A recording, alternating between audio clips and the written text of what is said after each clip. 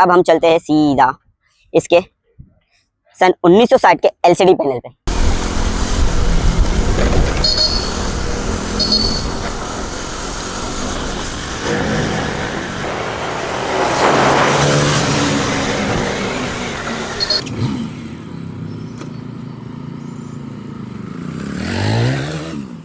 Hello everyone, आज हम लेके आए सुजुकी की वी-स्टॉर्म 250 SX।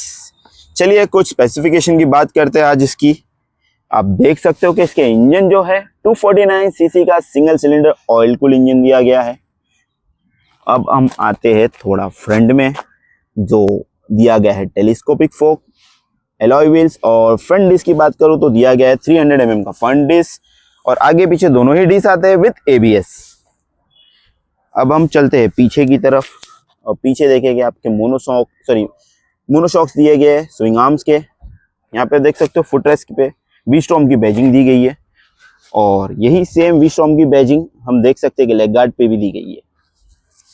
यहाँ पे देख सकते हो कि टॉप रैक आता है कंपनी की तरफ से ही फिटेड, आपको एक्स्ट्रा दलाना नहीं पड़ता है। पीछे से कुछ लुक इस तरीके का दिख रहा है, वेरी नाइस। साइलेंसर भी आप देख सकते हो छोटा है, कॉम्पैक्ट सा। और अब ये देखिए एयर वेंटिलेशन के लिए काफी सारा स्पेस दिया हुआ है, और फ्रंट से कुछ लुक इस तरीके का दिख रहा है इसका। इसके सीट हाइट की बात करूँ तो 825 mm की सीट हाइट दी गई है। टैंक कैपेसिटी की बात करूँ तो टोटल टैंक कैपेसिटी दी गई है 12 लीटर की, और इसके माइलेज की अगर मैं बात करूँ तो 30 to 36 की एम्पीयर पर लीटर का माइलेज कंपनी क्लेम कर रही है। अब हम चलते हैं सीधा इसके सन 1960 के LCD पैनल पे। ये कमी लगी है मुझे इस गाड़ी में। अब सॉरी, एक सेकेंड, ये मूव कर लूँ मैं और फोकस फिक्स करता हूँ। अब देखिए कि ये ब्लूटूथ का कनेक्शन पेयरिंग मोड ऑन है। अगर हमको इसको ऑफ करना है तो ये ऑफ कर सकते हो। यहाँ पे देखो बैटरी वोल्टेज का दिया गया है, टोटल किलोमीटर कितनी चल चुकी है गाड़ी ये है। यहाँ पे दिया गया ट्रिप ए मीटर पे कितनी चल चुकी है, ट्रिप ए पे क्या एवरेज मिल रहा है, ट्रिप बी पे कितना चल चुकी है, और ट्रिप बी पे क्या एवरेज मिल रहा है। यहाँ पे दिया गया है टाइम इंडिकेशन का, और ये है फ्यूल इंडिकेशन का, और यहाँ पे देख सकते हो RPM का मीटर दिया गया है। और अब हम आते हैं यहाँ पे ABS की बैजिंग दी गई है। यहाँ पे देखो न्यूट्रल है या गियर में दिया गया उसकी बैजिंग, और यहाँ पे दोनों देखेंगे तो ये इंडिकेटर की बैजिंग है। यहाँ पे देख रहे हो आप RPM का भी दिया गया है, और स्विचेस काफ़ी डिसेंट क्वालिटी के हैं। ये देखो यहाँ पे दिया गया है इंजन किल का स्विच बटन। ये देखिए पासिंग लाइट का लाइटिंग। हॉर्न की बात करें तो हॉर्न डिसेंट लगा मुझे। अब हम आते हैं इसके USB 12 वोल्ट के चार्जिंग सॉकेट पे।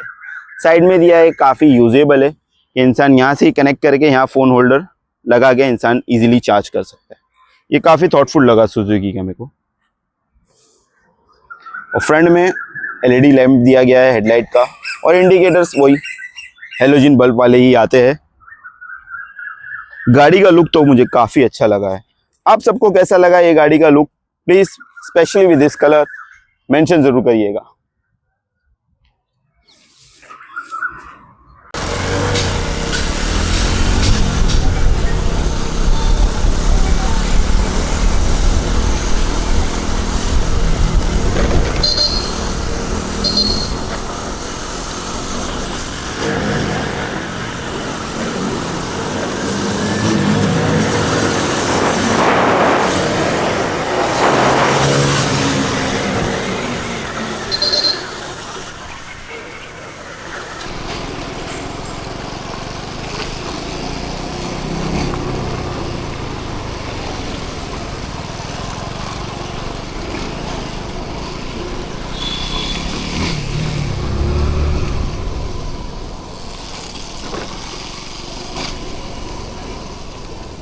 आप देख सकते हो कि काफ़ी अच्छे तरीके से इस तरीके के पॉट होल्स को ईजीली ये ऑब्जर्व कर सकती है सुजुकी वी-स्टॉर्म V25। आप देख सकते हो किस तरीके की काफ़ी अच्छी जंपिंग हुई है, लेकिन इसे ईजीली इसने उसको ऑब्जर्व कर लिया।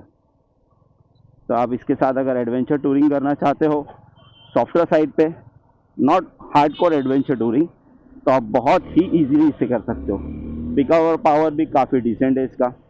चलने में मुझे ऐसे कोई ये नहीं लगा कि भाई लैग हो रहा है, पावर सही है। आप ये देखो, अभी देखो कितना बड़ा पॉट होल है, ईजिली एब्जॉर्व कर लिया गाड़ी ने।